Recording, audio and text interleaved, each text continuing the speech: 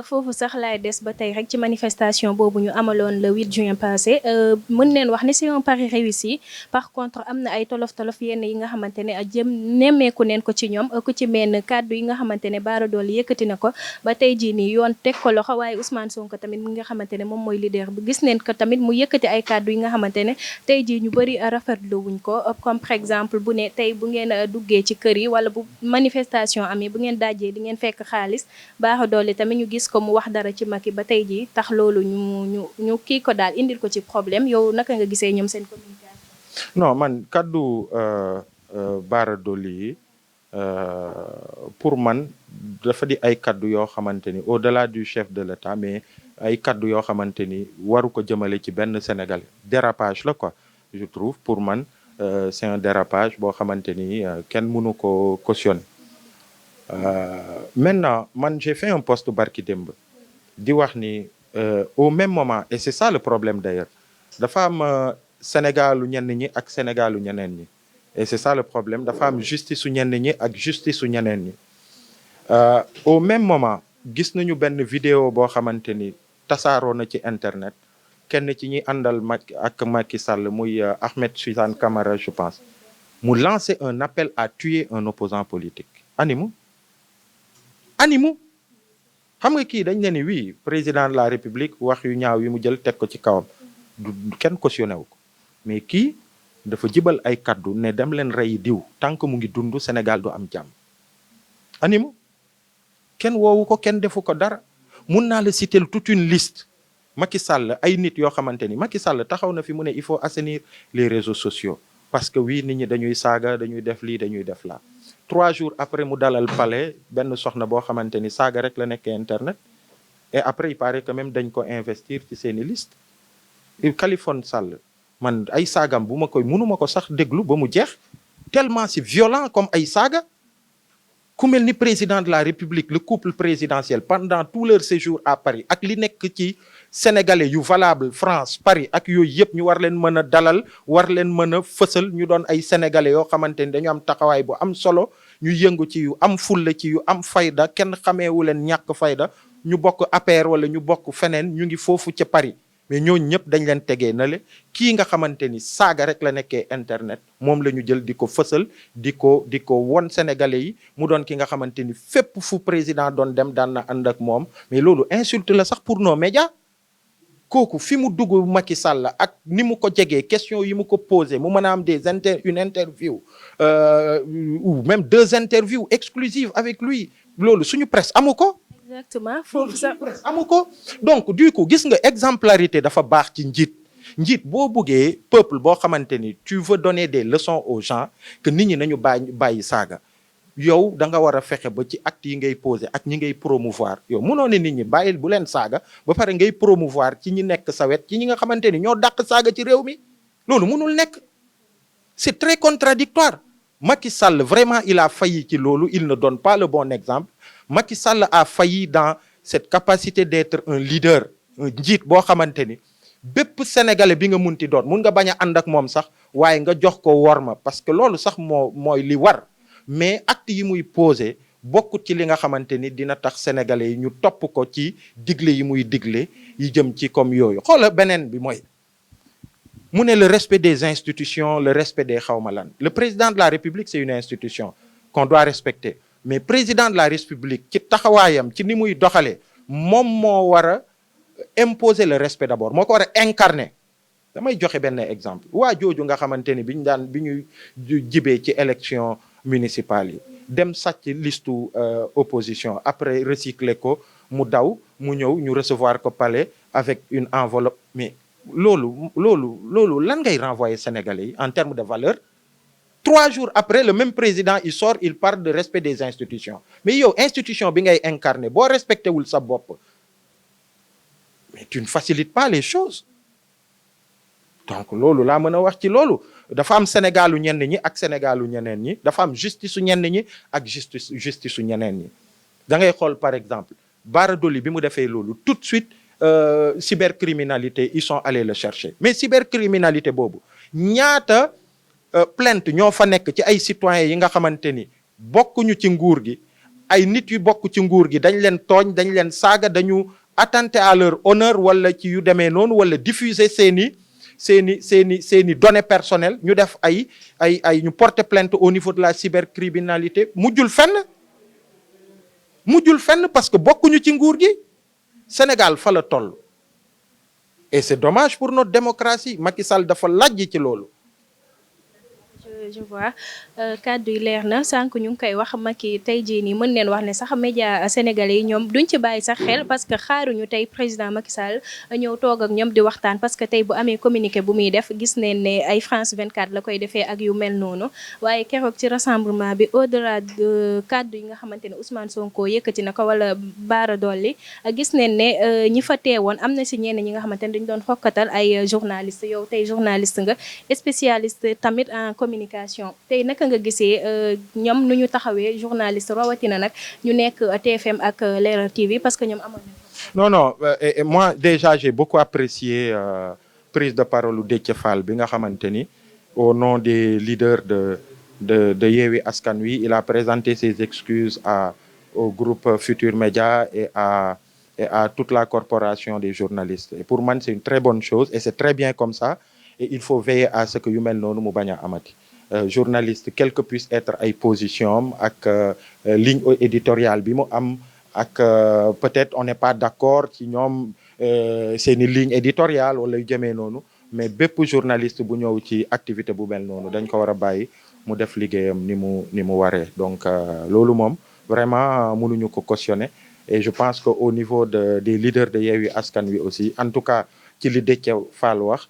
ñoom cautionné wuñ ko est-ce que dinañ def tout pour que mu bañ a amati donc loolu warut am journalistes yi dañ leen war a bàyyi ñu def seen liggéey comme ni mu waree. mbooloo mu teewee woon foofu tamit yaa ngi ko doon wax gis nga peut-être am na ñu bëri xaarewuñu ko woon parce que ne woon ne duñu dem amaana bu ñu demee fitna dina am mais ñu gis monde bu toll noonu yow bi nga ko amee ban jàngat. non la leçon qu'il faut tirer mooy à chaque fois que manifestation ñu mbëbët ko wala bésu manifestation mu am problème ba grenade lacrymogène di ci jip c'est parce que ñi ko initié dañu leen privé de leur droit constitutionnel de manifestation xoolal li ci teew comme sénégalais yëpp par milliers mujjut fenn parce que l'autorité bi ñu ko joxee lettre d'information dafa décider encadrer manifestation bi mu encadrer ko et puis il y a eu des milliers de sénégalais ñëw ba seen manifestation mu jeex ku ci nekk ñibbi donc loolu la pour man le problème fondamental mooy suñu démocratie bi nga xamante ni nguuru Macky Sall da koy nappaaje ay sénégalais yi nga xamante ni dañuy def lépp li war pour mën a def seen manifestation pacifique déclarer ko ba pare nguur gi di leen ci xoqatal di ko refuser loolu mooy indi ay situation yu compliquées mais à chaque fois qu'une manifestation a été autorisée y a pas eu de problème pour preuve manifestation wu Yewwi Askan Wi bu passé bi y a eu des milliers de Sénégalais mais amul benn problème ils ont manifesté et après ku ci nekk mu ñibbi. alors yéen mouvement Y'en a marre bi gis nañ ne yéen a ngi rafetlu woo leen maanaam Macky nu muy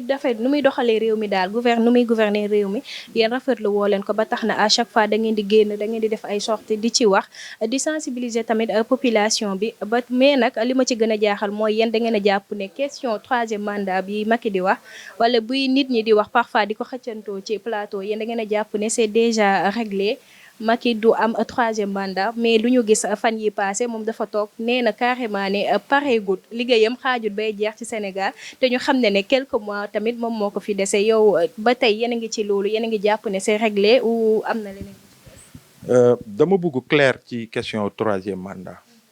Macky Sall ak Sénégalais yi ñeneen ak ñeneen dañu xeex su Abdoulaye Wade contre le troisième mandat moom mu bañ ko di mobiliser wu ak Sénégalais yi. ñuy bañ troisième mandat ba alternance ñëw ñu daal di Abdoulaye Wade mu jóge fi moom mu ñëw mu engagé woon ay réforme constitution bi ne ni daf koy verrouiller pour que loolu ñu bañ cee waxati parce que sénégalais yi loolu mooy seen aspiration ci question wu troisième mandat ak troisième candidature dañ ko bugg jël tegee ko nele nekk ci ay problématique ay préoccupation wu développement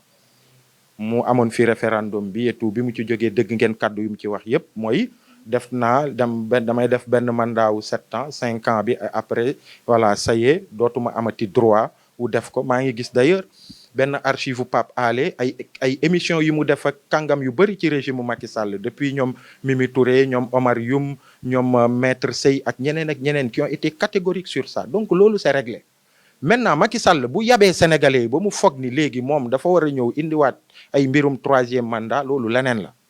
et man naïvement ba ci ay jamono jàppoon naa ni Macky ku ko yee sax ci ay nelaw du ko def man loolu vraiment naïvement loolu laa jàppoon mais ci fan yi ci dernier temps yi yenn kaddu yi nga xamante ni mu ngi jib di jóge ci ñi mu àndal moom sax yenn kaddu yi muy jibal mu ngi teyal sama xel et moo tax ma ne moo tax damay lancer appel aux Sénégalais et à toutes les forces vives pour que ñu pare pour que dara bañ leen bett parce que Macky Sall bi au moins tout fi ñu jëm ak moom dina compliqué torop ci mbirum 3e mandat bi voilà moom il peut choisir de terminer son second mandat bi nga xamante ni ci la war a yem moom la ko constitution permettre mu dem ci njëkk ak teraanga wala mu choisir d'entrer en conflit avec le peuple sénégalais ci benn question boo xamante ni bokk na ci question yu gën a regrouper sénégalais yi bu gën a am consensus mooy mbirum 3e mandat jàmmaarloog sénégalais yi su boobaa nag day compliqué torop ci moom am na yi nga xamante ni bugguñ ci yegg ndax réewu Sénégal dafa am li ñu ko xamee dafa am li ñuy bàkkoo waaw loolu nag Macky Sall bu ko buggee braver mu remettre ko en question dina compliqué torop nit ñi dinañ dem palais génnee ko fa et ça les Sénégalais ne veulent pas de ça donc vraiment pendant qu'il est encore temps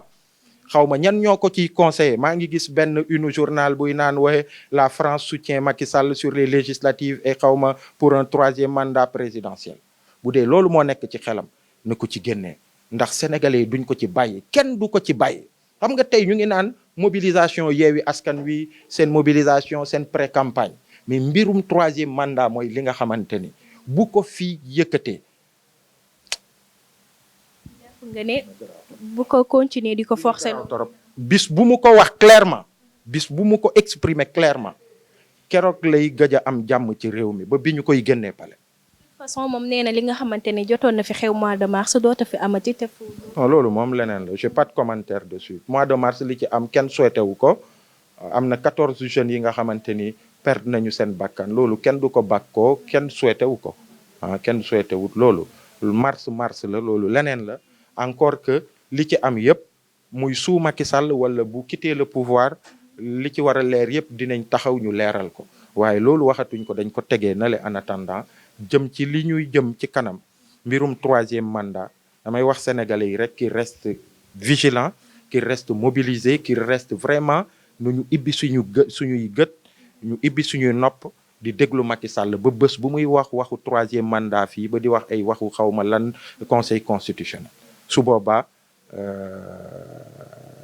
dina xumbute daga d'accord le problème en est que mois de mars lu fi xewoon lu tax mu ñëw moo nekk Sonko Adji Sarr ba tey jii wax ji jeexagut ndax gis ngeen ne rassemblement 8 bi bu mu passé Adji Sarr dafa génn def sorteem xaw ma ndax seetaan nga vidéo bu mu def moi ce dossier j'ai décidé de ne plus en parler non je n'en parle plus di xool observer li nga xamante ni juge d'instruction bi mu ngi koy def quoi ba fi ñu ci yegg ak après juge bi jéego yi muy teg man c'est ça qui nous importe sénégalais li leen ci importé ci dossier bi mooy na leer que tamit soxla la justice fasse son travail li mu ci war a def mu def ko ñi ñu ci war a déglu ñu déglu ko ñu déglu leen enquête yi ñu ci war a def ñu def ko et que sénégalais yi vérité rek lañ bëgg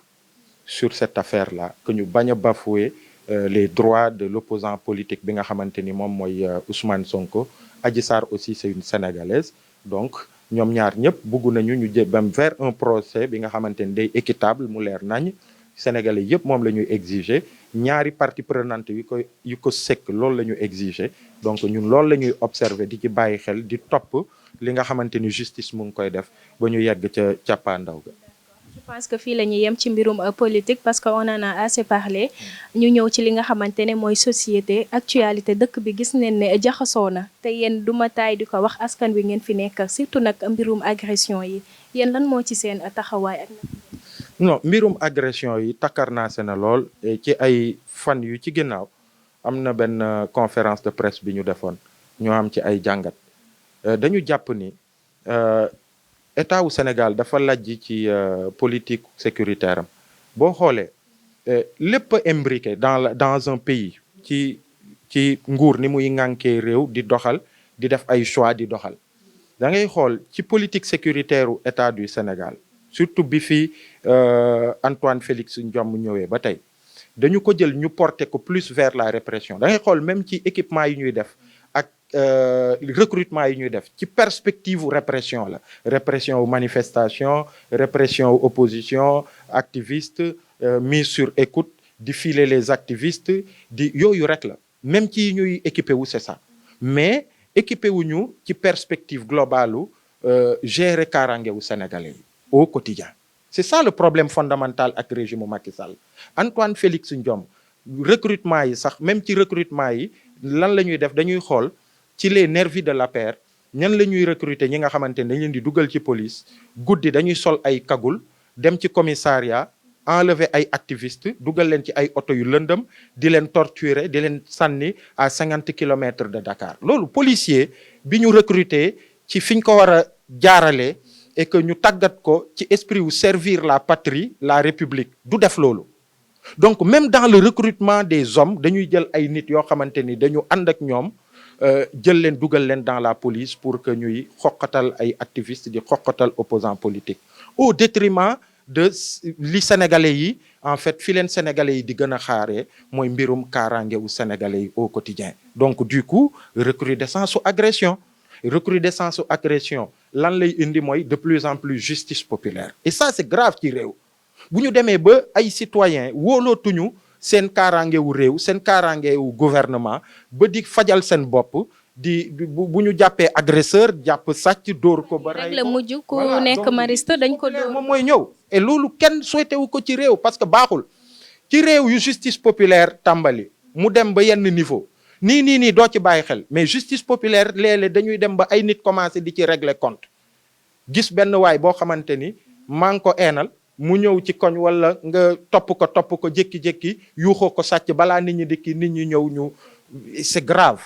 day indi ay règlement de compte day indi yeneen ak yeneen mais même ci principe république bokk ci aussi que nit ñi di fajal seeni bopp donc malheureusement li ko indi mooy état bu faillir ci politique sécuritaire am un ministre de l'intérieur boo xamante ni non seulement il a failli ci loolu mais même sur processus électoral beneen fànn bi nga xamante ni dañu jàpp ni war na ko mën a doxal mu doon lu baax daf ci lajj tey toute l'opposition veut de son départ Macky Sall rek moom y a que Macky Sall qui veut que Antoine Félix Diome mu des fi ak lajj bi mu lajj ci sécurité wu sénégalais yi ak lajj bi mu lajj en tout cas il fait l'affaire de Macky Sall ci mbirum processus électoral bi yeneen acteurs yëpp kenn àndu ci ak doctrine yi nga xamante ni indi na ko ci politique sécuritaire u police su Sénégal c'est-à-dire léeg-léeg dem jàpp ay activistes fekk amut lenn lu ñu leen mën a toppee mooy ay arrestation préventive gis nañ ko fi ci ñoom Guy Marius Sagna ak ñeneen loolu bi fi Antoine Félix Diome ñëwee ba tey la fi am ay arrestation préventive c'est-à-dire defoo dara mais ñu ngi lay soupçonner ñëw nañ la jàpp nañ la dem nañ la nëbb nañ la jant bi en attendant ñu dem wëri lan lañ lay takkale ça c'est un problème nga xool leneen li mooy de plus en plus police boo xamante ni dafa am ay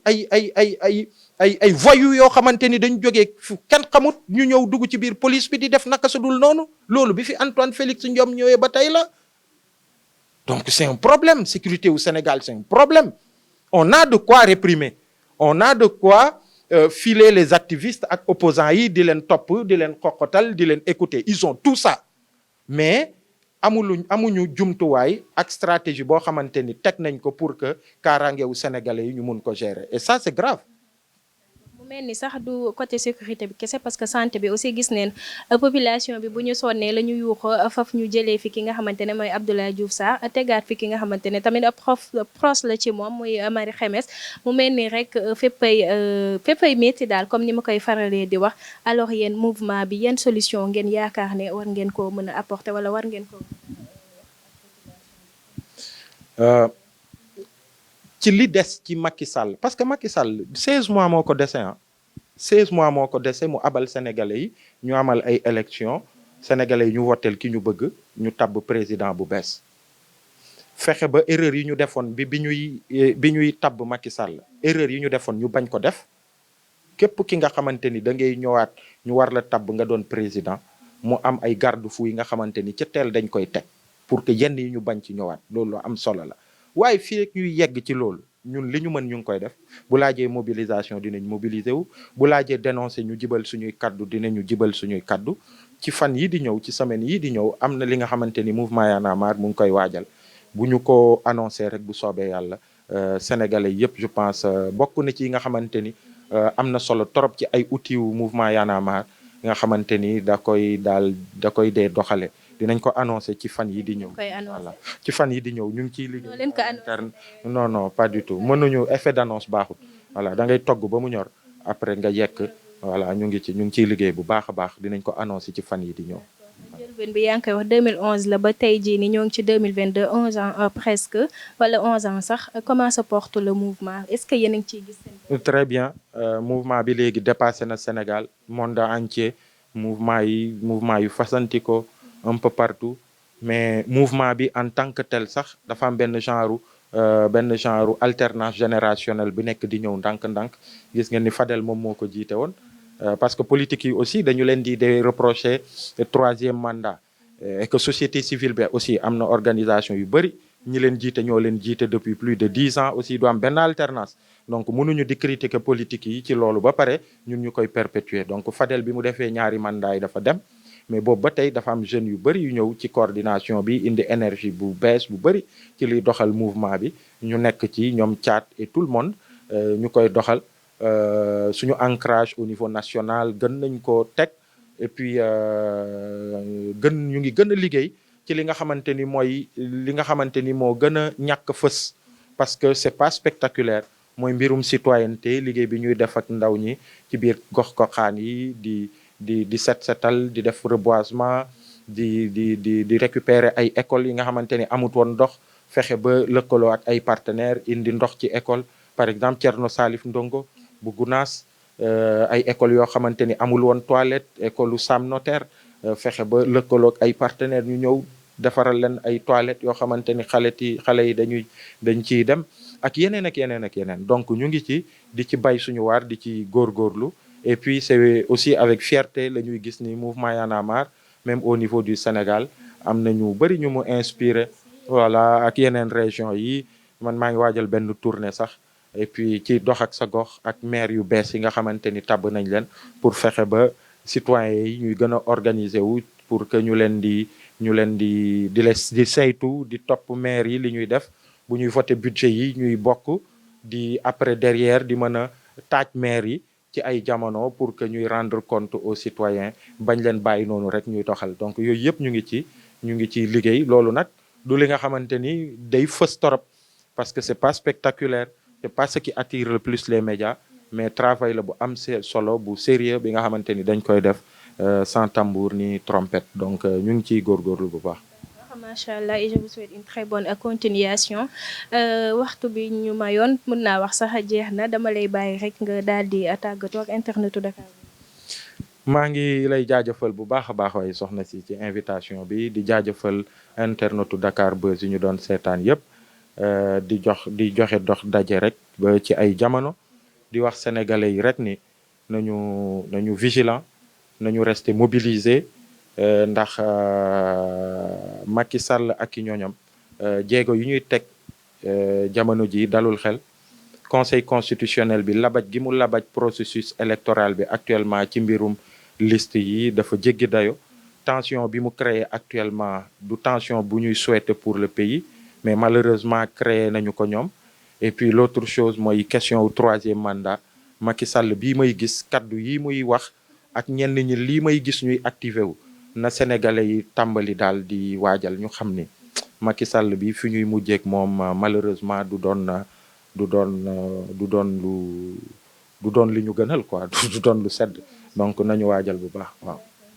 jaajëf. alors ami internetu Dakar Buzz Aliou Sané ngeen fi amoon mu nekk coordonnateur mouvement Y'en a marre gis ngeen luñ fi jot a waxtaanee neen li nga xamante ne moom mooy actualité rawatina élection législative yi ñuy dem gis ngeen coowal bu ci am diggante parti au pouvoir comme ni ñu koy waxee chaque fois muy Benno Bokk Yaakaar ak Yewwi Askan Wi parce que ñeneen ñi ñam amaan na ñoom dañoo taay sax bàyyi wax ji waaye gis neen lu ci gën a fës mooy lii waxtaanee neen tamit mbirum rassemblement bi fi amoon ba ay coow jóg fi lu bëri daal daal di neen ko waxtaanee te tamit waxtaanee li nga xamante ne moom dina jëmale réew mi kanam. May remercier sama caméraman mi di Amadou Sy di leen remercier yéen tamit internetu Dakar Buzz yi di leen jox dig daje ba beneen yoon incha allah ak beneen invité.